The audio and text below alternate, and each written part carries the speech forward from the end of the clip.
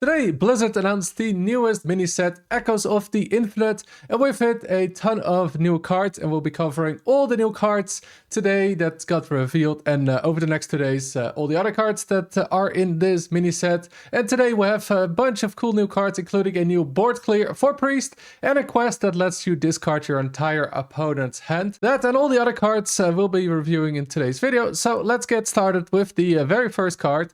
And the first class we start with is a Rogue.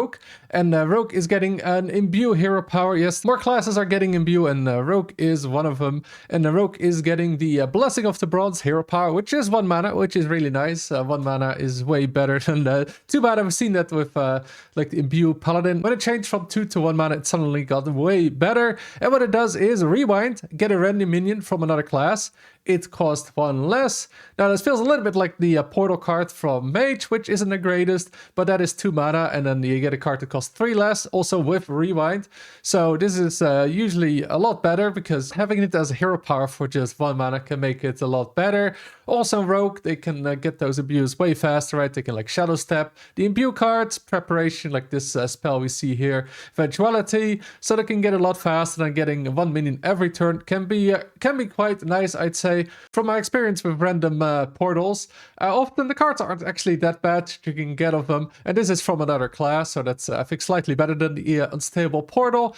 And then yeah, for 1 mana it's way easier to play the same turn, and then a couple of imbues later, right? It's every card is almost going to be free unless you get a huge card, but then if you press this hero power early, you might still be able to play it, or in a later turn, and that card could have a big impact. So it feels like a solid hero power, even though yeah, Rogue isn't really lacking on that value or random card generation, but for 1 mana getting most turns, I'd say a free extra minion that has maybe a nice effect. You get to see 2 minions with the rewind. The rewind really helps this kind of card. I feel like it's a solid card, and I definitely think we'll be seeing it play, especially next year when a lot of stuff rotates.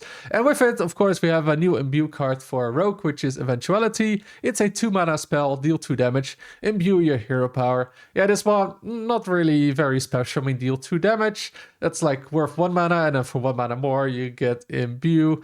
I mean, nothing to write home about, but if you're playing an imbue deck, yeah, you probably want to be playing this, because you want to imbue quickly. If you play it, you want to get the hero power going fast, and you can prep this as Rogue. So yeah, seems solid card to me if you want to play imbue Rogue, so I'll be giving this card 3 stars. And the second card we have for Rogue, which is actually a dual class card, so yeah, every class is getting a dual class card with 2 other classes that I think we haven't seen before. I think that's the gimmick kind of this set, of course, with the alternate timelines. And this is Shaman plus a Rogue, and here we have the Shade of the End Time. It's a 3 mana 3/3 undead with stealth and spell damage +1. Now this feels like not too bad of a card, right? You get a 3/3 with stealth and spell damage, so you can set it up.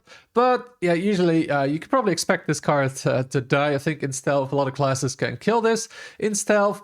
So it's more like a combo card, but then spending 3 mana on 1 spell damage for a combo card just doesn't quite feel good enough. Right now, if you want to combo spell damage, you do it with like Thaldos, because that also draws a card. So even early on in the game, it's not a completely dead draw. And yeah, this one, you can set it up a turn with spell damage, like you set this up, right? And you hope it doesn't die, which can happen against a bunch of decks. But generally, I'd say with cards like these, with spell damage, you want to get the instant impact of the spell damage, so you play it, and then you play a bunch of spells that go with the spell damage. And because it's 3 mana, it just feels like there's better cards to play with. You got Ethereal Oracle, which is 1 mana more, but draws 2 cards to compensate. So that seems a little bit better. We got Thaldos with Cobalt Geomancer is still in the game, and yeah, that's 2 mana. And then I don't think getting stealth on it is worth the 1 mana upgrade. It's just way harder to combo in both Shaman and Rogue. And I don't really think the Undead Tribe or the Stealth tag help as much with any other synergies that it's really worth playing this card. So yeah, I just don't really see any decks that want to play this. Not a good tempo card, not a good combo card, because it's just too expensive compared to other options. So I'll be giving this card 1 star. Then the second dual class card for Shaman and Rogue is the Winged Aberration, a 4 mana 4/4 dragon with Rush and combo and overload. So if you combo it, you get the overload, otherwise you don't. Gain immune this turn and Wind Fury. So by itself, 4 mana 4 for Rush. yeah, you don't want to play that card. So you just want to play it basically for the combo and overload part. So it's a Wind Fury immune rush minion. So basically you deal 4 damage twice and you have a 4/4 left after that. That still has Wind Fury. But yeah, you don't gain that overload. And overload is just horrible. Years ago, maybe overload was fine because you gained a lot of tempo. And then yeah, you had to pay with it the next turn with it. And that was kind of okay. But nowadays, it really hurts that curve. Like, you can't play this into a 5-drop, or if you coin it into another 4, even 3-drop. And then, yeah, you gain this one. It's maybe 4 mana deal 4 damage twice, which is okay. But we've seen with other kind of similar cards, I think, with like 4 mana 4/4 deal like 4 damage and lifesteal that we have for Imbue. That barely sees play in those decks. And that doesn't have overload, and that heals as well, and that barely sees play. And then this has to attack into it, so it doesn't go over taunts. And yeah, it just doesn't seem good. And then the overload just punishes you so hard for playing this card that yeah, maybe on curve it's okay if you hit like exactly 2 4/4s, but later in the game it's just gonna mess up whatever you want to play the next turn, and it just doesn't seem great. And the dragon tag I don't think really helps either. So I don't think you'll be playing this card, so that's why I'll be giving this 1 star. Then we're going to the 1 Shaman only card, which is the Haywire Hornswogg, a 6 mana 4/6 beast dragon, has elusive and taunt. Cost 1 less for each mana crystal you've overloaded this game. So this has the potential to be a 0 mana 4/6 elusive taunt, which seems really good. But then if you look at the overload cards, and again, like I said with the last card, if you think about overload cards, how bad they are for you to have, and yeah, like there's no overload cards right now, but that's being played.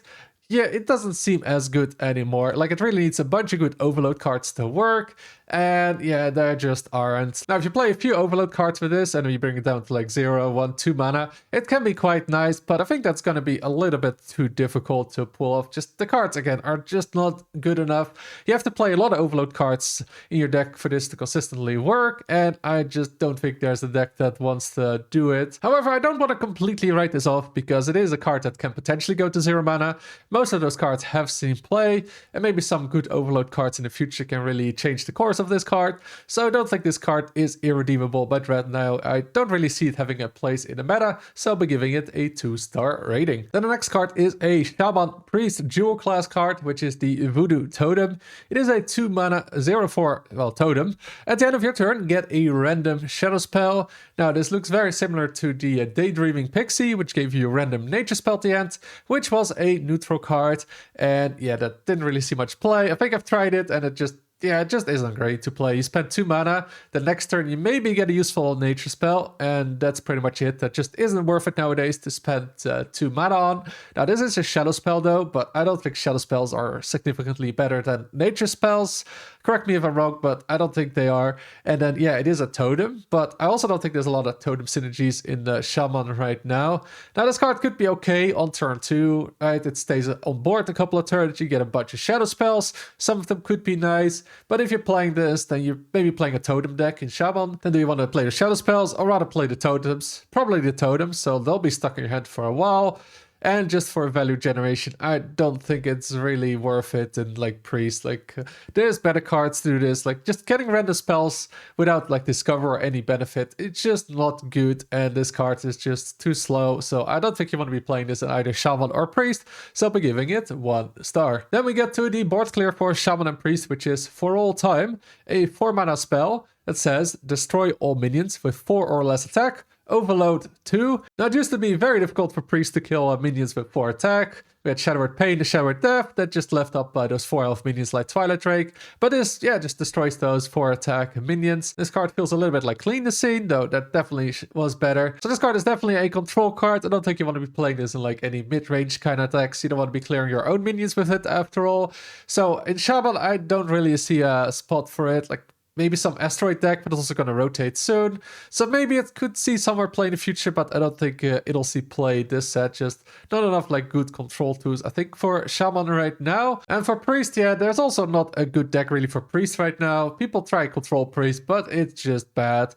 for many reasons. Like, it doesn't have good board clears, it doesn't have good health gate above 30 health, you just have some healing. And this does fix a little bit of those issues, right? Getting an early board clear. It can kill a whole lot of stuff. It can kill like Elise, it can kill the Husk from Death Knight, and a lot of other stuff early on, especially on turn 4. It probably clears most minions that decks can develop on the board. And yeah, right now Priest is just really struggling with dealing with those kind of boards early on. There's just no good board clear for it. And I think this is one of those cards that kind of helps with Priest, but it doesn't do right now, what is really lacking in those early board clears. And that's why I think it might see play. Like, the deck might still not be good enough to control Priest. It's really bad at the moment, but I don't think this card is bad for it at all. And yeah, I think it definitely has a chance at seeing playing in the future, and I'll be giving this 3 stars just because it's a decent board clear for early, maybe mid game even, and it's just really something Priest is lacking, and that's why it might just play this card. Then we're going to the Paladin card, Hand of Infinity, a 3 mana 4/2 weapon. Can't attack heroes. Battlecry, set this weapon's attack to infinity this turn. So this means you can kill most minions on the board, like a Tortilla. That would be amazing if you can kill that early on. But outside of that, yeah, if you play this on 3, which is when these kind of weapons are the best, the Battlecry doesn't really do a whole lot. Most minions don't really go above 4 health by turn 3. So on turn 3, you can pretty much kill anything that the opponent plays, which is nice. But yeah, is this really better than other weapons we've had? I feel like it really isn't. We've had, I think, a weapon like this before that couldn't attack but had lifesteal and 3 attack, which seems better because you get the lifesteal. Yeah, this kills bigger minions, but yeah, are you really late game gonna hit like a 10-10 with this? I don't feel like you really want to take the hit, although you could Divine Shield yourself with Brew, and that helps a bit for the next 2 months when it's still in Standard. But yeah, this weapon just doesn't seem that great. These kind of cards, weapons to clear boards, just don't see a lot of play anymore. If you see a weapon, it usually has a nice other effect, like get coins, for example, with it, so you can cheat out something else earlier. And this kind of card just doesn't do it. It's just kill 2 minions on the board and take a bunch of damage, and that just doesn't quite feel good enough. And I don't think the infinite attack you get with this card is really making up for it. Yeah, maybe you can hit a Brain Masseuse for lethal, but that's gonna happen like how many games? Yeah, not very often. That's not really worth playing it for, and I don't think there's really any good combo potential either with that infinite attack that you can somehow kill the opponent with it. So I don't really see where you want to be playing this card and for what purpose. So that's why I'll be giving this card a 1 star. Then we have the first legendary of the set here with Morchi. It's a 4 mana 2/5. Your rewinds keep both potential outcomes. Battlecry, discover a rewind card from any class. So yeah, it's sort of a brand for rewinds where you get double the outcome, which can be nice. But the problem is, yeah, rewind cards are not exactly great. Right now, there's only one rewind card that is less than 3 mana, which is the Unstable Portal. And yeah, not exactly what you want to be playing this card for. So it can be really hard to actually combo this one, and that's really worth it. Like, you don't really want to spend 4 mana to make a bad card better. Like, it's not really worth it, I'd say. Like, if you want to play rewind cards, you play it because the cards are good, and then maybe this adds to it. But yeah, just aren't a lot of rewinds cards being played. And then you also get the Discover, but again, you're just getting bad Discover cards because a lot of rewind options just are really bad. Just cards you don't really want to play. And then you spend 4 mana on this 2/5. If you play it on turn 4, and then it probably doesn't stick around. So just for Discover, it's not a great card. And then you only want to play this for a combo, but again, there's just not much to combo. The only thing I thought of was maybe with the Chrono Daggers from Rogue. You can like play that twice. It's 24 damage with 2 of them on turn 10. But that is, yeah, a 3-card combo. And these cards have no like other synergies in the deck either. It doesn't really skill with much else. Like, there's spell damage, but then yeah, you need spell damage. It just seems like a little bit too much effort, a little bit too much to not even deal a guaranteed OTK, because of course those daggers can also hit the board. And outside of that, I don't really see why you want to be playing this card in right now. So yeah, I'll be giving this card 1 star as well. Just doesn't seem worth running in any deck at that moment. Then we're getting to Priest with the Wings of Eternity. It is a 1 mana spell that says discover a dragon from the past with a dark gift. Now at first glance, this looks pretty good. It's a 1 mana discover a card that has a really nice bonus effect. Like, dark gifts are pretty valuable on cards. They're really nice, but then if you actually look at the dragons that you get from the past, yeah, they're not very good. Often they're very expensive, and they weren't already good back in the day. And then nowadays, well, they're even worse. And then you spend sort of 1 mana extra on it because you play this card, and then you get a Dark Gift to compensate. But Dark Gifts on big minions have usually a lot less impact than on small minions. After all, getting 4 extra health on a 3 health minion is a way bigger deal than 4 health on a 12 health minion. So Dark Gift isn't as huge on these dragons, and just the dragons that you get are just horrible. Like, there's so many ones that you're like, yeah, I'm not going to be playing this, or it says like you need another dragon for it to work. And then, yeah, you need to play Dragon Priest, which, yeah, if you play Dragon Priest, you're going for the Zarimi OTK right now. And then you don't want to play this either because you just want to get to that OTK. You might play this on turn 1 trying to find the tempo play for early on, and then you just get like 7, 8, 9 mana dragons, and this just isn't worth it. Yeah, it's 1 mana, which often sees play, especially with Discover, but I feel like the quality of dragons from the past is just so bad that you just don't want to be playing this card. So I don't think you want to put this card over other cards in your deck, so that's why I'll be giving this 1 star. Next card we have is a Priest Mage dual class card. It is the Eternal Firebolt, a 3 mana fire spell with lifesteal. Deal 3 damage to a minion. If it dies, return this to your hand at the end of your turn. So this is a little bit like Corpsicle, but instead of being able to go face now, costing 3 corpses, you have to kill a minion and it heals instead. And yeah, this seems okay. It's like infinite lifesteal, but it is kind of expensive. It's infinite removal, but again, it's kind of expensive for that as well. And of course, the minion has to die to get it back.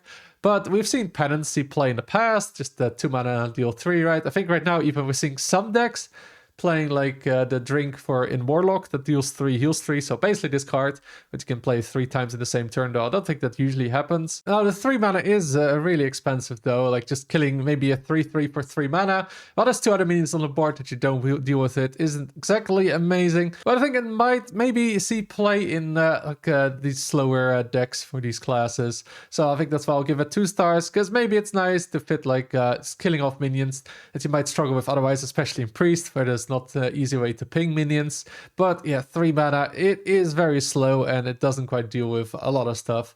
And you need to kill the minion as well to get it back. So a lot of ifs to make this card work, but I think I can see it in some situations. So that's why I'll be giving this 2 stars. Then let's go to the next Priest Mage dual class card in Fragment of Nothing. A 4 mana 3/6 elemental. After you cast a spell on a minion, draw a card. So this looks like to be any minion, not just this minion like we've seen before in another card, which is almost the same as this one. You can cast like 0 mana bandages on this, or just some cheap spells like Smite or Flame Geyser in Mage, and then draw some cards.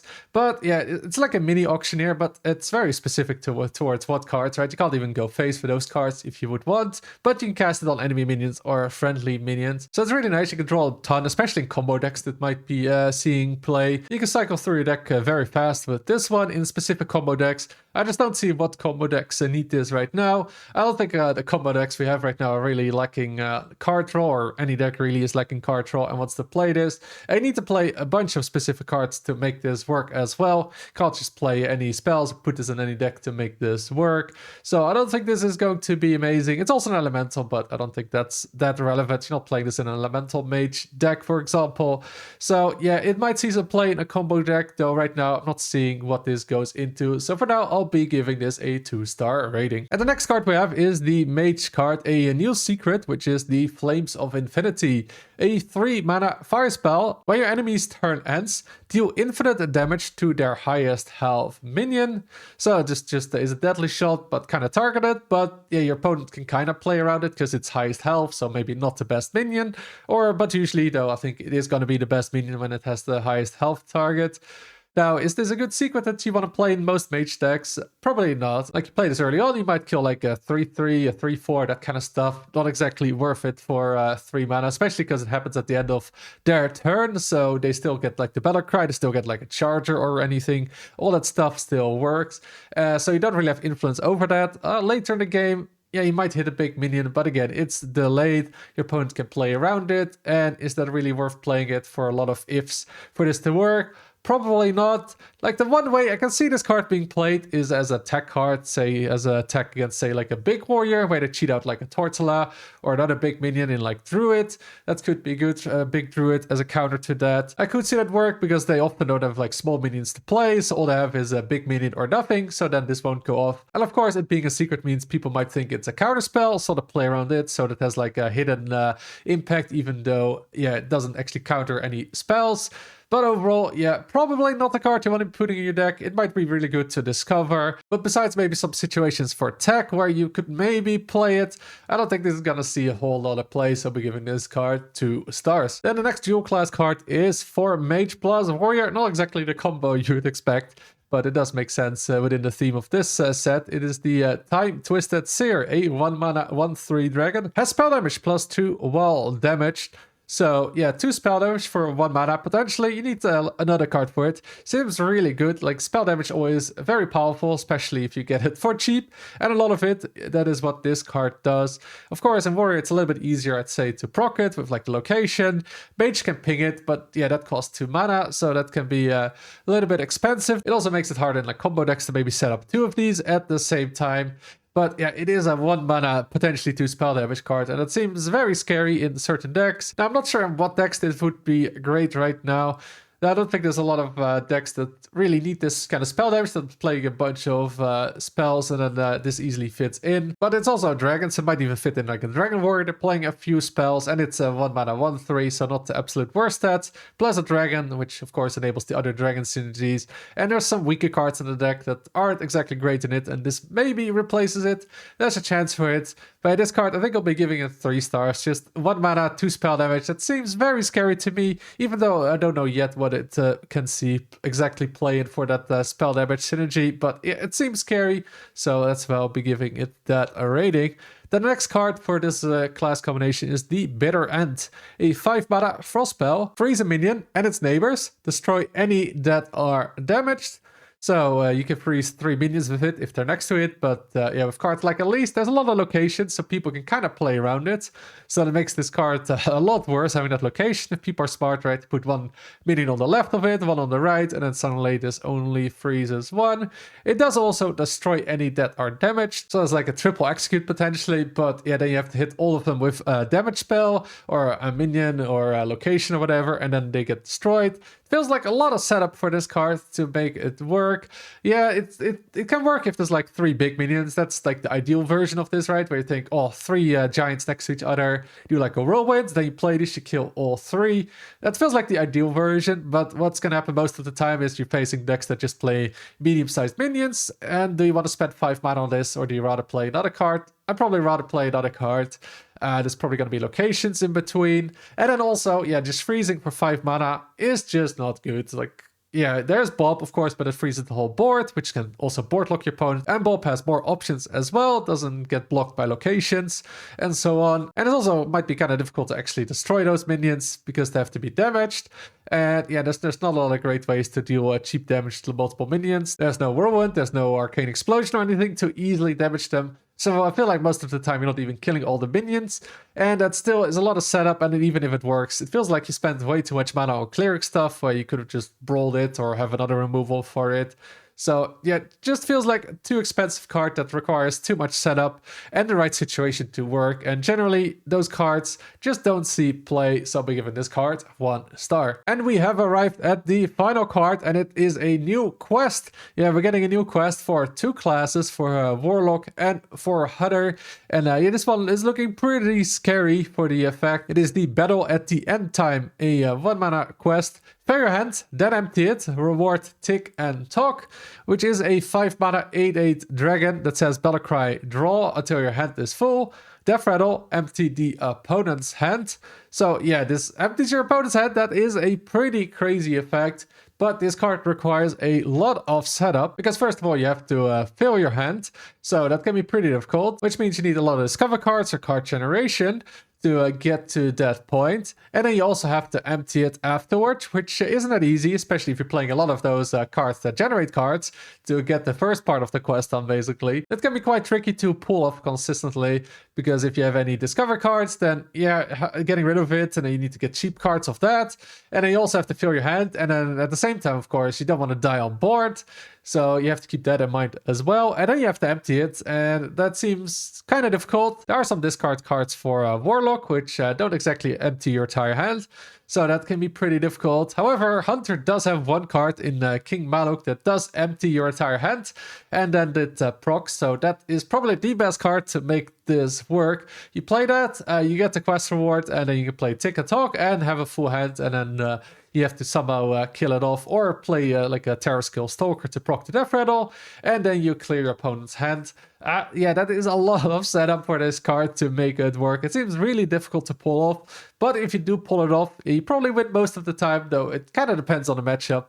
But if you're not facing an aggro deck, then yeah, this can definitely win against like a Quest Warrior, a Death Knight in the late game, like any Mage, right? Just get rid of all their Colossus in their hand. Yeah, they're not going to win after that.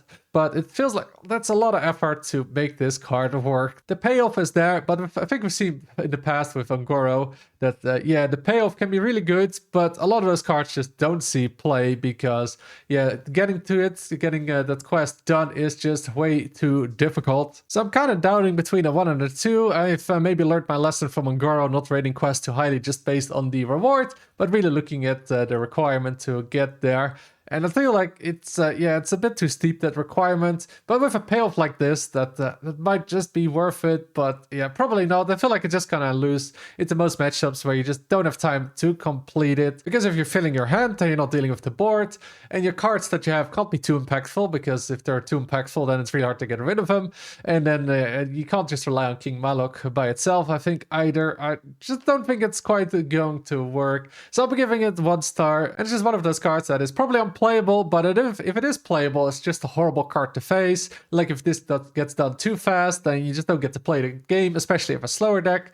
Yeah, there's not a lot of counterplay to this. It's just, yeah, not a very fun card, but I think it's not gonna see play. So let's hope I'm right about this. Those are all the cards for today. As I said in the intro, there will be 2 more days of review, so 2 more videos with all the other cards. So make sure to stay tuned for those. Thank you for watching, and until next time.